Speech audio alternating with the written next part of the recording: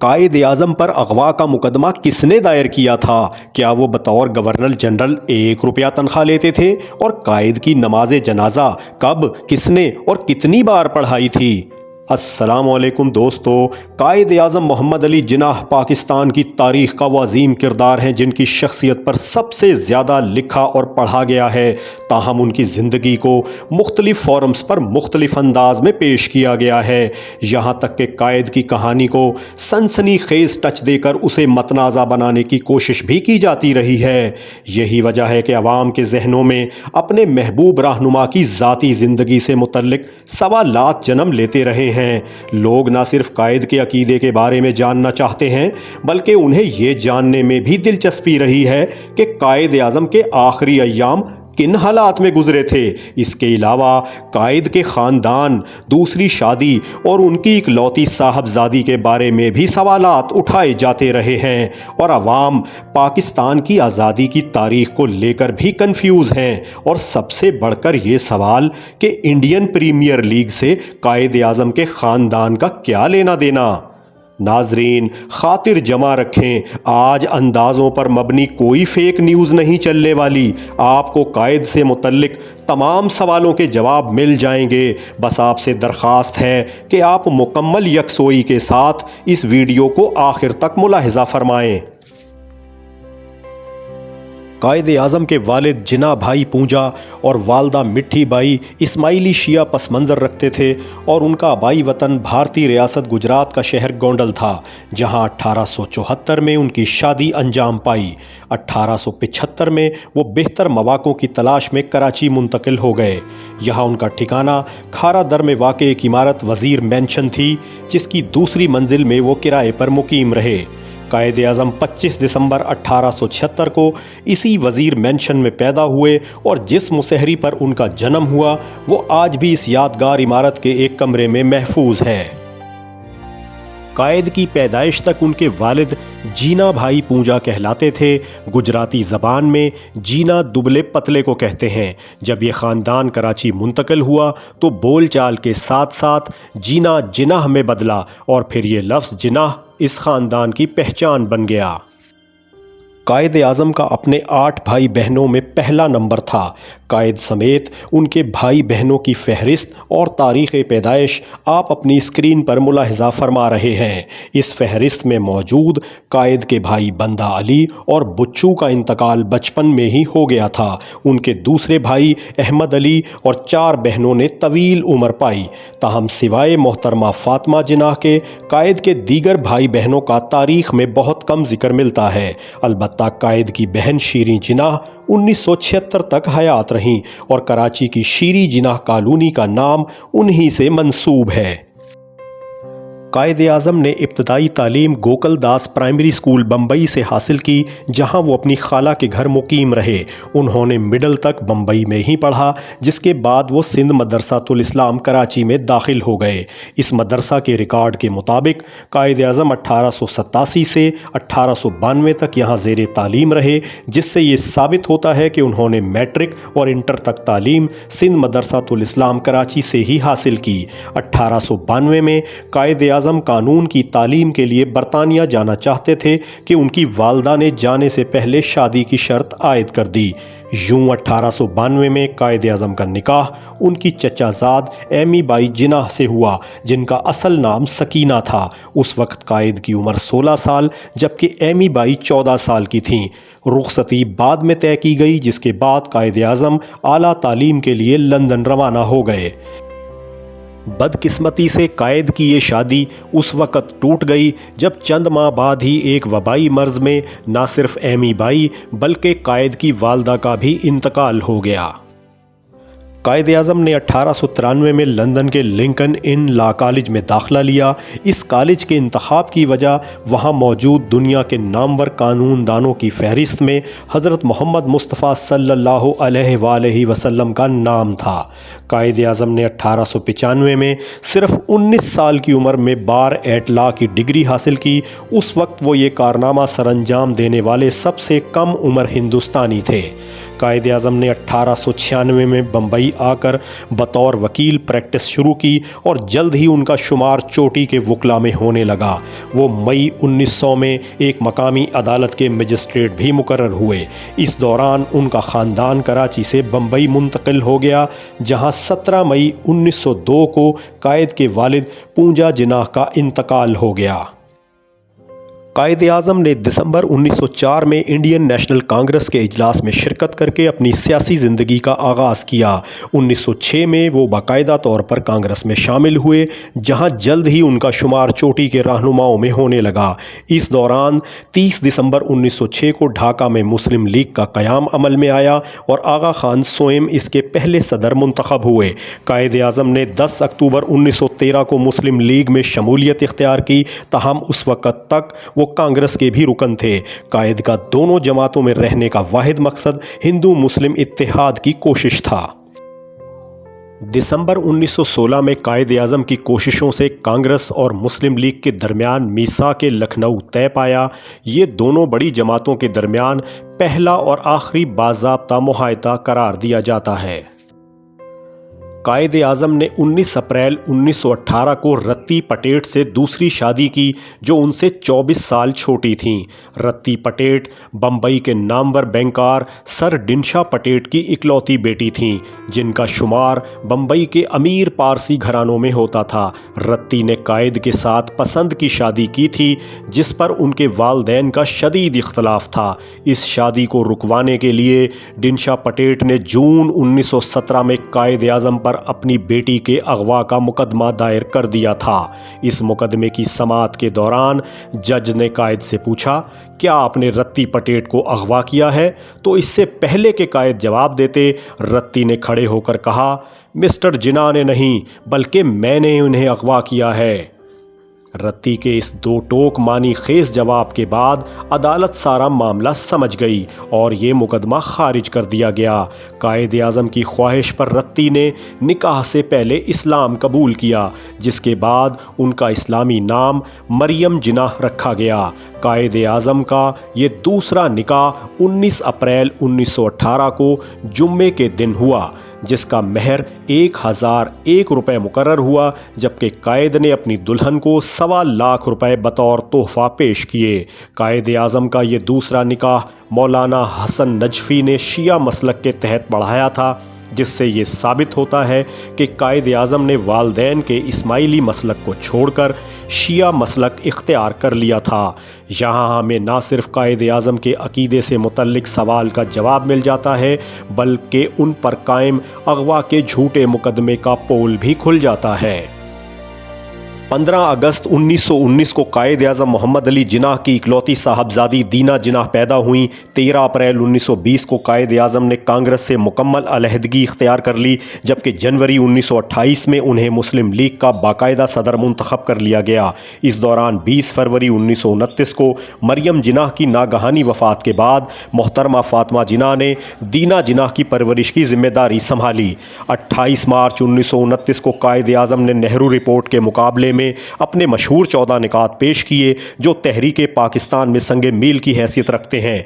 मुस्लिम league के अंदरूनी खलफशार की वजह से कायद आज़म 1930 से 1934 तक लंदन में मुकीम रहकर वकालत करते रहे। उन्होंने अल्लामा मोहम्मद इकबाल के कहने पर 1935 में हिंदुस्तान वापस आकर मुस्लिम लीग की क़यादत दोबारा संभाली। इस दौरान उन्हें कायद मिल्लत लियाकत अली खान की रफ़ाकत भी मुयस्सर आ गई। 1937 के इंतखाबात में मुस्लिम लीग को कुछ ज़्यादा कामयाबी ना मिली, लेकिन कायद आज़म ने हिम्मत ना हारी और हिंदुस्तान के तूलो अर्ज़ के तूफ़ानी दौरे करके मुस्लिम लीग में नई रूह फूंक दी। 23 मार्च 1940 को लाहौर में कायद आज़म की सदारत में होने वाले मुस्लिम लीग के सालाना इजलास में करारदाद पाकिस्तान मंजूर की गई। इस करारदाद की मंजूरी के बाद कांग्रेस ये साबित करने की कोशिश करती रही कि वही हिंदुस्तानियों की इकलौती नुमाइंदा जमात है।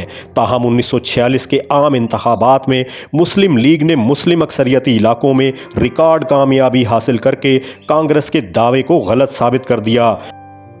नाजरीन, मुस्लिम लीग की इस तारीखी कामयाबी के नतीजे में पाकिस्तान के क़याम की राह हमवार हो गई, जिसके बाद 3 जून 1947 को बरतानिया ने हिंदुस्तान को 2 आज़ाद रियासतों में तकसीम करने का बाज़ाब्ता ऐलान कर दिया। 7 अगस्त 1947 को कायद-ए-आज़म मोहम्मद अली जिन्ना अपनी हमशीरा मोहतरमा फ़ातिमा जिन्ना, ADC SM आहसन और अता रब्बानी के हमरा डकोटा तैयारे के ज़रिए दिल्ली से पाकिस्तान के पहले दारुल हुकूमत कराची पहुँचे। एयरपोर्ट पर कायद-ए-आज़म को गार्ड ऑफ ऑनर पेश किया गया। 11 अगस्त 1947 को कायद-ए-आज़म ने कराची में अरकान असम्बली से अपना पहला तारीखी खिताब करते हुए फरमाया कि हुकूमत का बुनियादी काम अवाम के जानो माल और उनके मजहबी अकायद का तहफ़्फ़ुज़ है। 14 अगस्त 1947 को जुमेरात के दिन कायद-ए-आज़म मोहम्मद अली जिन्ना और हिंदुस्तान के आखिरी वाइसराय लॉर्ड माउंटबेटन एक बग्घी में सवार होकर असम्बली हाल कराची पहुँचे, जहाँ माउंटबेटन ने पाकिस्तान की बरतानिया से आज़ादी का तारीखी फरमान पढ़कर सुनाया। इस फरमान के मुताबिक 14 और 15 अगस्त 1947 की दरमियानी शब पाकिस्तान आज़ाद हो जाता। कायद-ए-आज़म ने अपने जवाबी खिताब में बरतानवी बादशाह जॉर्ज शशम और माउंटबेटन का शुक्रिया अदा करते हुए हमसायों के साथ दोस्ताना ताल्लुकात इस्तवार रखने का ऐलान किया। उस रात ठीक 12 बजे रेडियो पाकिस्तान लाहौर से मुस्तफ़ा अली हमदानी ने उर्दू और ज़हूर आज़र ने अंग्रेज़ी ज़ुबान में पाकिस्तान की आज़ादी का ऐलान किया। यूँ 14 और 15 अगस्त 1947 की दरमियानी शब यानी रमज़ानुल मुबारक की 27वीं रात बामुताबिक 1366 हिजरी पाकिस्तान मार्ज़े वजूद में आ गया। यहाँ पाकिस्तान की आज़ादी की तारीख़ को लेकर इबहाम पैदा हो जाता है। जैसा कि 9 जुलाई 1948 को शाया होने वाले पाकिस्तान के पहले डाक टिकट पर भी आज़ादी की तारीख़ 15 अगस्त 1947 तहरीर है। मशहूर मुहक्किक अकील अब्बास जाफ़री साहब की तहकीक के मुताबिक पाकिस्तान और हिंदुस्तान की आज़ादी की तारीख़ 15 अगस्त 1947 बामुताबिक 27 रमज़ानुल मुबारक 1366 हिजरी है। लेकिन कायद-ए-आज़म मोहम्मद अली जिन्ना की हिदायत और लियाकत अली ख़ान काबीना की मंजूरी के बाद ये तय किया गया कि पाकिस्तान का यौम आज़ादी 15 की बजाय हमेशा 14 अगस्त को ही मनाया जाएगा। नाजरीन, यहाँ हमें पाकिस्तान की आज़ादी की तारीख़ से मुतल्लिक अहम सवाल का जवाब भी मिल जाता है। 15 अगस्त 1947 जुम्मे के दिन लाहौर हाई कोर्ट के चीफ जस्टिस अब्दुल रशीद ने कायद-ए-आज़म मोहम्मद अली जिन्ना से पाकिस्तान के पहले गवर्नर जनरल का हलफ लिया। उसके बाद कायद-ए-आज़म ने बतौर गवर्नर जनरल कायद मिल्लत लियाकत अली ख़ान से मुल्क के पहले वज़ीर आज़म का हलफ लिया, जिसके बाद लियाकत अली ख़ान की 6 रुकनी काबीना ने भी हलफ उठा लिया। 18 अगस्त 1947 को पाकिस्तान में पहली ईद उल फितर मनाई गई। कायद-ए-आज़म ने ईद की नमाज अवाम के जम्मे गफ़ीर के साथ बंदर रोड कराची पर वाक़े मौलवी मुसाफिर खाना के नज़दीक मस्जिद कसाबान में अदा की। मौलाना ज़हूरुल हसन दर्स ने इमामत करवाई। क़याम पाकिस्तान के बाद कायद-ए-आज़म की मसरूफियात में बेपनाह इजाफ़ा हो गया। कायद-ए-आज़म काबीना के इजलासों की सदारत खुद करते। उनकी कोशिश होती कि हर अहम फ़ाइल पर भी वो खुद अहकामात जारी फरमाएँ। वो हफ्ते के 7 दिन रोज़ाना सुबह 8 बजे अपने ऑफिस में दाखिल होते, जहां उनकी मेज़ पर फ़ाइलों का अंबार लगा होता। एक साइड पर उनके पसंदीदा सिगरेट की डबियाँ रखी होती। फिर वो रात गए तक बग़ैर किसी वक्फ़े के काम में मसरूफ़ रहते। इस दौरान उन्हें खाने पीने का भी होश ना रहता और बारहा ऐसा होता कि वो किसी वफ़द के साथ मुलाकात के दौरान चाय बिस्किट पर ही गुजारा कर लेते। बतौर गवर्नर जनरल कायद-ए-आज़म की दफ्तरी मसरूफियात तो जारी रहीं, ताहम इस दौरान महाजरीन की बहाली और कश्मीर जैसे मसाइल के साथ साथ कायद-ए-आज़म ने कौम का हौसला बुलंद रखने के लिए मुल्क के मशरक़ी और मगरबी बाजू के पै दर पै दौरे भी शुरू कर दिए। नाजरीन, कायद-ए-आज़म की कहानी के इस पड़ाव पर उनकी तनख्वाह के मामले पर भी बात कर लेते हैं। बतौर गवर्नर जनरल कायद-ए-आज़म के अलामती तौर पर 1 रुपया तनख्वाह लेने की बात भी कही जाती है। ताहम गवर्नर जनरल की तनख्वाह का सरकारी record national archives of Pakistan और कायद-ए-आज़म पेपर सेल इस्लामाबाद में महफूज है। इस रिकॉर्ड के मुताबिक गवर्नर जनरल की मजबूरी तनख्वाह 10,416 रुपये 10 आने और 8 पाई थी। इसमें 6,112 रुपये सुपर इनकम टैक्स काट कर 4,304 रुपये 10 आने गवर्नर जनरल को बतौर तनख्वाह अदा किए जाते थे। इस तनख्वाह की वसूली के वाउचर पर कायद-ए-आज़म के दस्तखत मौजूद हैं, जिसे आप अपनी स्क्रीन पर मुलाहिजा फरमा रहे हैं। ताहम बाज़ ज़राए ये दावा करते आए हैं कि कायद-ए-आज़म अपनी पूरी तनख्वाह वसूल करने के बाद 1 रुपया नकद अपनी जेब में रखते और बाकी पैसे महाजरीन की बहाली के फंड में जमा करवा देते थे। ताहम चूंकि कायद-ए-आज़म के 1 रुपया तनख्वाह लेने के हवाले से सरे दस्त हमारे पास कोई दस्तावेजी सबूत दस्तयाब नहीं है, इसलिए तनख्वाह के मामले में हमें सरकारी रिकॉर्ड पर ही भरोसा करना पड़ेगा। नाजरीन, कायद-ए-आज़म की बेपनाह सरकारी मसरूफियात ने जहां उनकी सेहत पर बुरे असरात मुरतब किए, वहीं हद से ज़्यादा सिगरेट नोशी ने भी जलती पर तेल का काम किया। हर गुजरते दिन के साथ वो कमज़ोर और बीमार होते चले गए। 25 मई 1948 को कायद-ए-आज़म को डॉक्टरों के मशवरे पर आराम की गर्ज से कोयटा मुंतकिल किया गया। इस दौरान वो शदीद कमज़ोरी के बावजूद 1 जुलाई 1948 को स्टेट बैंक का इफ्तिताह करने कोयटा से कराची तशरीफ़ लाए। इस मौके पर वो बहुत दुबले और बीमार दिखाई दे रहे थे, बल्कि एक मौका पर वो लड़खड़ा भी गए। ताहम एक बाहिम्मत शख्स की तरह उन्होंने ख़ुद को संभाले रखा और पूरी तकरीब में शरीक रहे। ख़राबी सेहत के बावजूद कायद-ए-आज़म को वक्त की अहमियत का किस कदर एहसास था, इस बात का अंदाज़ा आप इस वाक़ये से लगाएं कि जब तयशुदा वक्त पर वो स्टेट बैंक का इफ्तिताह करने पहुँचे तो उन्होंने देखा कि शुरा की अगली नशिस्तें खाली हैं। कायद-ए-आज़म ने हुक्म दिया कि इन नशिस्तों को हटाकर फ़ौरी तौर पर तकरीब का आगाज़ कर दिया जाए। कायद के हुक्म की तामील की गई और फिर लेट पहुंचने वाले आला सरकारी अफसरान के साथ साथ वज़ीर आज़म लियाकत अली ख़ान और उनकी काबीना के अरकान ने भी खड़े होकर तकरीब की कार्रवाई में शिरकत की। 7 जुलाई 1948 को कायद-ए-आज़म दोबारा कोयटा रवाना हुए, जहां से 14 जुलाई को उन्हें ज़ियारत मुंतकिल कर दिया गया, जो कोयटा के मुकाबले में ज़्यादा ठंडा और पुरफ़िज़ा मकाम है। 23 जुलाई 1948 को लाहौर के मुमताज़ फ़िज़िशन डॉक्टर इलाही बख्श कायद-ए-आज़म के इलाज के लिए ज़ियारत पहुँचे। उन्होंने कायद के टेस्ट लिए, जिनसे ये बात साफ़ हो गई कि वो टीबी के मुहलिक मर्ज़ में मुब्तला थे। जब डॉक्टर ने कायद को उनके मर्ज़ के बारे में बताया तो कायद ने मुस्कुराते हुए इंकशाफ किया कि ये बात तो वो कई साल पहले से जानते हैं। दरअसल क़याम पाकिस्तान से 10 साल पहले बम्बई के एक फिज़िशन JAL पटेल ने उनके एक्सरे लिए थे, जिनसे ये साबित हुआ था कि वो टीबी में मुब्तला हैं। ताहम कायद के हुक्म पर डॉक्टर पटेल ने इन एक्सरेज और रिपोर्ट को पोशीदा रखा ताकि मुखालफीन पर उनकी ख़तरनाक बीमारी ज़ाहिर न होने पाए। ज़ियारत में क़याम के दौरान कायद-ए-आज़म का खाना पीना बहुत कम हो गया था। इस मौके पर मोहतरमा फ़ातिमा जिन्नाह की दरख्वास्त पर हुकूमत पंजाब ने कायद के पुराने बावर्ची को, जो ज़माने में लायलपुर में मुकीम था, तलाश करके ज़ियारत भिजवाया। ये बात कायद से छुपाई गई। उस रात खाने की मेज़ पर अपने पसंदीदा मरगूब पकवान देखकर कायद-ए-आज़म ने खुश होकर मामूल से ज़्यादा खाना खाया। तब फ़ातिमा जिन्नाह ने कायद को बावर्ची की तलाश का किस्सा सुनाया। ये सुनकर कायद-ए-आज़म नाराज़ हुए। उन्होंने खाने से हाथ खींच लिया। उन्होंने फ़ौरी तौर पर बावर्ची की फ़ाइल मंगवाई और उस पर लिखा कि गवर्नर जनरल की पसंद का बावर्ची और खाना फराहम करना हुकूमत के किसी इदारे का काम नहीं। बावर्ची और खाने का खर्च तैयार करके भेजा जाए ताकि उसे गवर्नर जनरल की जेब से अदा किया जाए। डॉक्टर इलाही बख्श के मुताबिक कायद के इन अहकामात पर फ़ौरन अमल दरामद किया गया।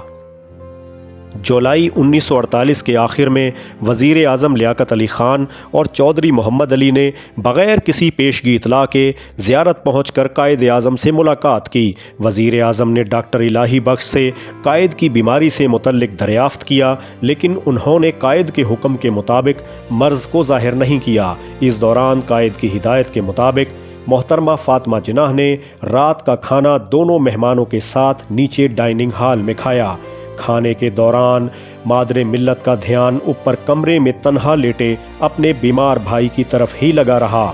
खाने के फौरी बाद फातिमा जिन्ना भाई को देखने कमरे में पहुंची तो कायद उन्हें देखकर मुस्कुराए और उन्हें हिम्मत से काम लेने की तलकीन की। इस मौके पर फातिमा जिन्ना ने अपने जज्बात पर काबू पाने की कोशिश की, लेकिन उनकी आंखें शिद्दत गम से नम हो गईं। 3 अगस्त 1948 को डॉक्टर इलाही बख्श अपने अहले खाना से मिलने लाहौर रवाना हुए, लेकिन कायद की बिगड़ती सेहत की वजह से 6 अगस्त को उन्हें वापस ज़ियारत बुला लिया गया। 7 अगस्त 1948 को ईद उल फितर के मौके पर भी कायद की सेहत बहाल नहीं थी। 13 अगस्त की शाम को कायद आज़म को क्वेटा मुंतकिल किया गया। 14 अगस्त 1948 को शदीद कमज़ोरी के बावजूद कायद आज़म ने कौम के नाम अपना पैगाम रिकॉर्ड करवाया। 1 सितंबर 1948 को कायद आज़म ने बर्री फ़ौज के सरबराह जनरल डगलस गरेसी के नाम कश्मीर के हवाले से एक ख़त तहरीर किया, जो उनकी आखिरी तहरीर साबित हुई। 10 सितंबर को डॉक्टर इलाही बख्श ने कायद आज़म की सेहत के बारे में मायूसी का इजहार करते हुए उन्हें क्वेटा से कराची मुंतकिल करने का मशवरा दिया। 11 सितंबर 1948 को कायद आज़म को स्ट्रेचर पर डालकर रनवे पर तैयार खड़े उनके वाइकिंग तैयारे तक ले जाया गया। जब उन्हें तैयारे तक ले जाया जा रहा था तो रनवे पर मौजूद गार्ड्स ने अपने रहनुमा को सलामी पेश की और फिर वहाँ मौजूद सब लोग ये देखकर हैरान रह गए कि कायद आज़म ने इंतहाई नकाहत के बावजूद हाथ बुलंद करके उनकी सलामी का जवाब दिया। क्वेटा से कराची तक का सफ़र 2 घंटे में तय हुआ। इस दौरान कायद आज़म को बार बार ऑक्सीजन दी जाती रही। तैयारा सपहर 4:15 बजे माड़ीपुर कराची के हवाई अड्डे पर उतरा, जहां कायद की हिदायत पर उनकी आमद को खुफिया रखा गया था। दरअसल कायद आज़म नहीं चाहते थे कि उनकी बहादुर कौम अपने रहनुमा को बीमार हालत में देखे। हवाई अड्डे पर कायद आज़म को एम्बुलेंस में मुंतकिल किया गया। उनके साथ फातिमा जिन्ना और नर्स थीं, जबकि डॉक्टर इलाही बख्श और बाकी स्टाफ अलग कार में सवार हुए। हवाई अड्डे से बाहर आकर इस एम्बुलेंस ने सिर्फ 4 मील का सफ़र ही तय किया था कि किसी ख़राबी की वजह से उसका इंजन बंद हो गया। ड्राइवर ने कुछ देर तक इंजन से छेड़छाड़ की, लेकिन कुछ फ़ायदा ना हुआ। एम्बुलेंस का एसी बंद होने की वजह से शदीद हब्स में कायद की हालत मज़ीद बिगड़ने लगी। उन्हें कार में मुंतकिल करना मुमकिन ना था, इसलिए उनका स्टाफ कार लेकर दूसरी एम्बुलेंस लेने रवाना हो गया। मोहतरमा फातिमा जिन्ना अपनी किताब मेरा भाई में लिखती हैं कि जिस सड़क पर कायद की एम्बुलेंस ख़राब खड़ी थी, उसके दोनों जानिब खुले मैदान में हिंदुस्तान से आए महाजरीन के कैंप दिखाई दे रहे थे, जो नहीं जानते थे कि उनका महबूब रहनुमा सड़क पर बेबसी की हालत में बेयारो मददगार मौजूद है। लगभग 2 घंटे के सब्र आजमा इंतज़ार के बाद दूसरी एम्बुलेंस पहुंची तो कायद आज़म को उसमें मुंतकिल किया गया। कायद आज़म के कसम पुरसी में किए गए इस तकलीफ़ दे सफ़र की मिसाल और तौजी हमारी पूरी तारीख़ में नहीं मिलती। गवर्नर जनरल हाउस तक पहुँचते पहुँचते कायद आज़म पर गनूदगी तारी हो चुकी थी। इस दौरान डॉक्टर रियाज अली शाह ने सुना कि नीम बेहोशी के बावजूद कायद के लबों से बार बार अल्लाह पाकिस्तान का लफ्ज़ निकल रहा था। अगले 2 घंटे तक कायद मुकम्मल गनूदगी में रहे। इस दौरान मोहतरमा फातिमा जिन्ना उनके करीब बैठी उन्हें पंखा झलती रहीं। वो अपनी किताब मेरा भाई में लिखती हैं कि रात 10:20 पर कायद आज़म ने अपनी आंखें खोलीं, इशारे से मुझे करीब बुलाया और सरगोशी के आलम में उनके लबों से निकला फ़ाती खुदा हाफिज़।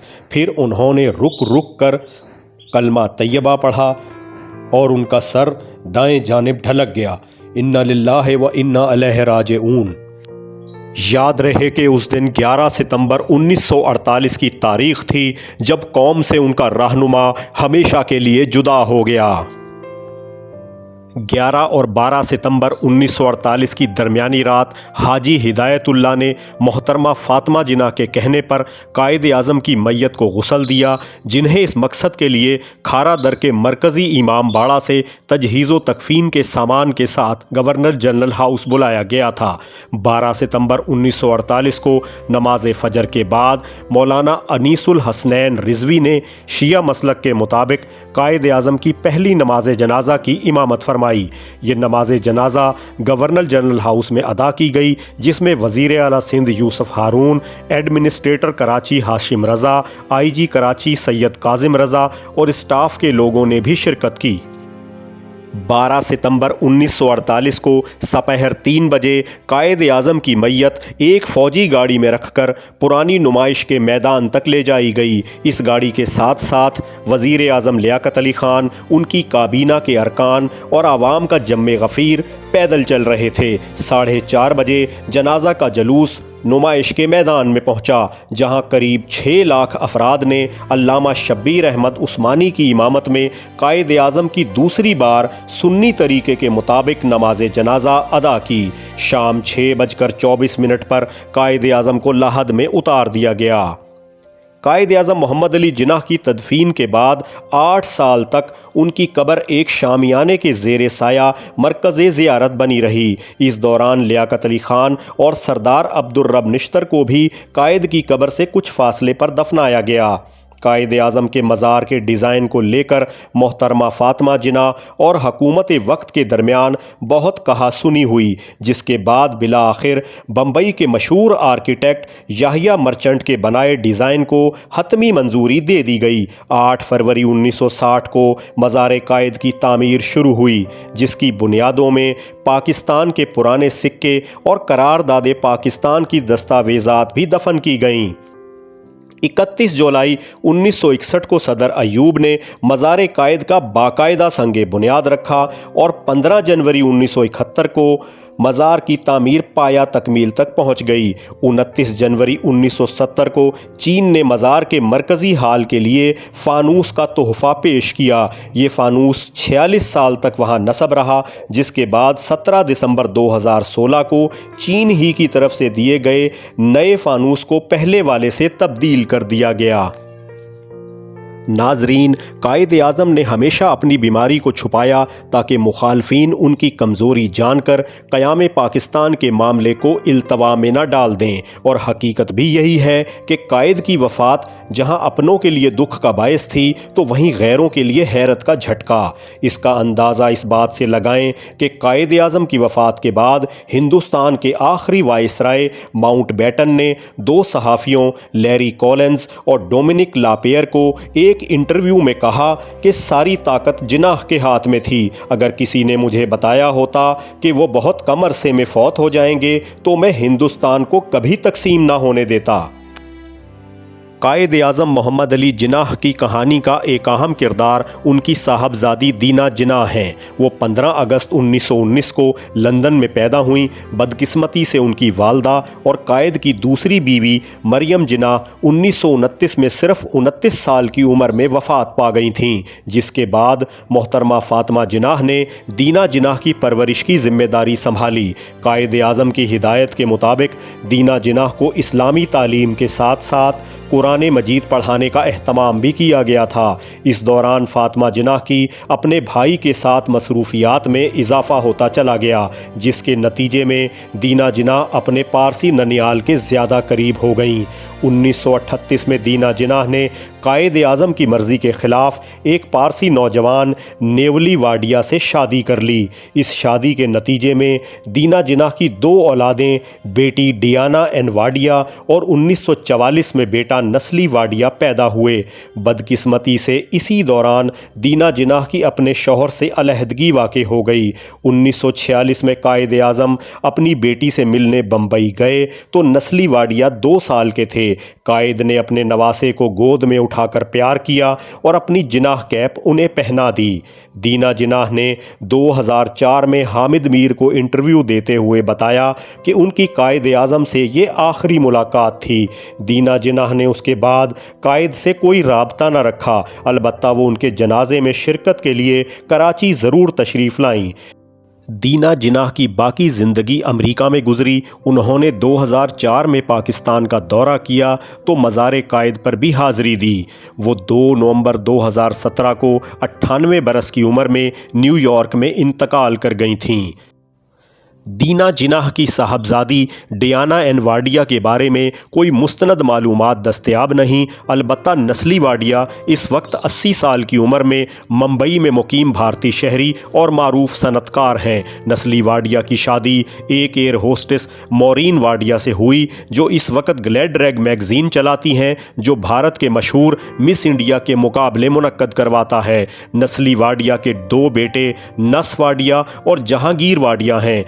जहांगीर वाडिया गो एयर के नाम से अपनी कंपनी चला रहे हैं, जबकि कायद आज़म के पड़नवासे नस वाडिया भारतीय अदाकारा प्रीति जिंटा के साथ इंडियन प्रीमियर लीग की मशहूर टीम किंग्स 11 पंजाब के मुश्तरका मालिक हैं।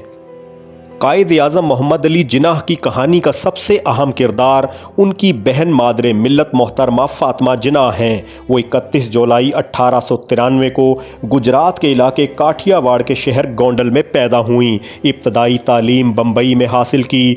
1919 में कलकत्ता के doctor R Ahmed dental college में दाखिला लिया और 1923 में हिंदुस्तान की पहली दंदान साज की डिग्री हासिल की।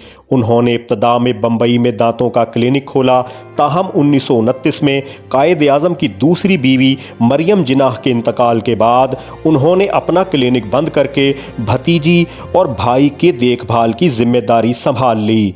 उन्होंने सारी ज़िंदगी शादी नहीं की। वो कायद आज़म के इंतकाल तक उनके साथ रहीं। उन्होंने 1965 में अयूब खान के मुकाबले में सदारती इंतखाब भी लड़ा। इस इंतखाब के दौरान उन्होंने मुल्क के मशरकी और मगरबी बाजू के तूफ़ानी दौरे और जलसे किए, जिसमें लाखों अफराद ने शिरकत की।